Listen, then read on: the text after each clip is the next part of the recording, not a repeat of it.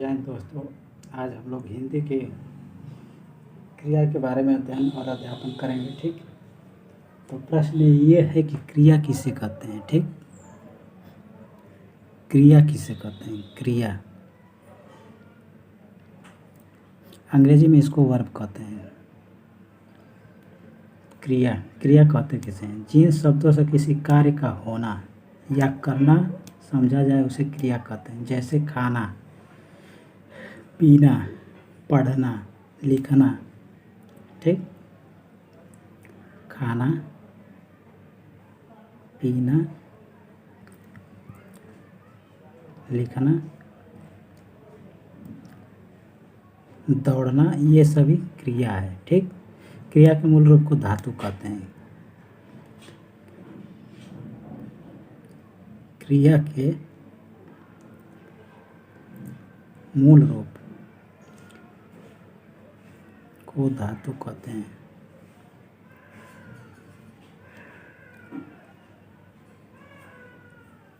क्रिया के मूल रूप को क्या कहते हैं। धातु। धातु के आगे ना जोड़ने से क्रिया का सामान्य रूप बन जाता है। जैसे पढ़ना जैसे पढ़ना, जैसे इसमें पढ़ हो गया है, इसमें ना जुड़ गया तो हो जाएगा पढ़ना। ठीक,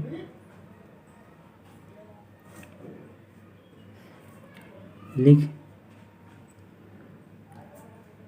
धातु में ना जोड़ेंगे तो लिखना हो जाएगा, लिखना। ठीक, चल धातु में, इसे चल है, चल धातु में ना जोड़ेंगे तो हो जाएगा चलना। अब आते हैं क्रिया के भेद पे। क्रिया के भेद,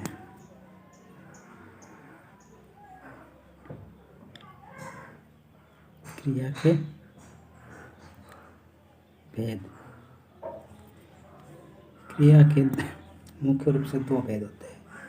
क्रिया के कितने भेद होते हैं। दो। कौन कौन। सकर्मक और अकर्मक। क्रिया के दो भेद होते हैं, सकर्मक और अकर्मक। ठीक, आते हैं सकर्मक पे।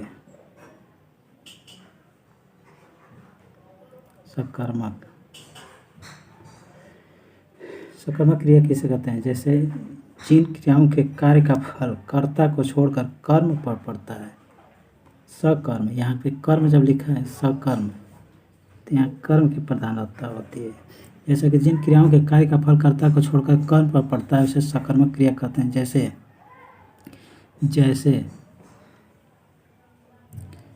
अध्यापक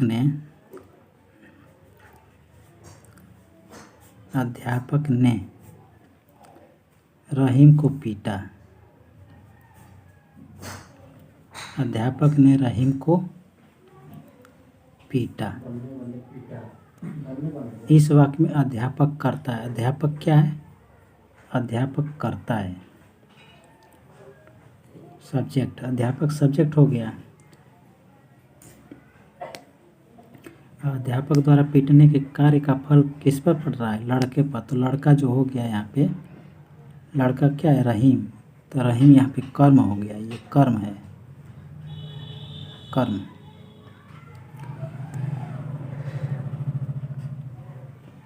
अब आते हैं अकर्मक पर।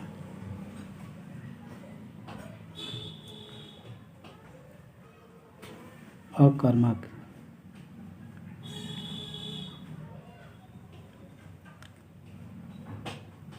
अकर्मक जिन क्रियाओं के कार्य का फल कर्ता में ही पड़ता है। कर्ता में।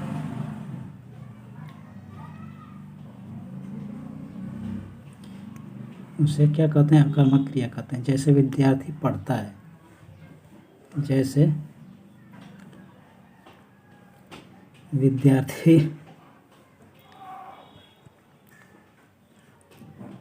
पढ़ता है।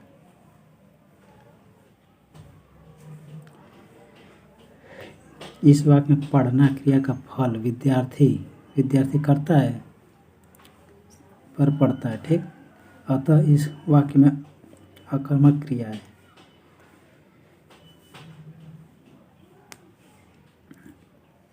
उल्लेखनीय है कि जिन धातुओं का प्रयोग अकर्मक और सकर्मक दोनों रूपों में होता है उसे उभयविध धातु कहते हैं, ठीक ना।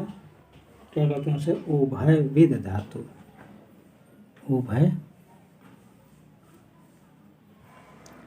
उभयविध धातु।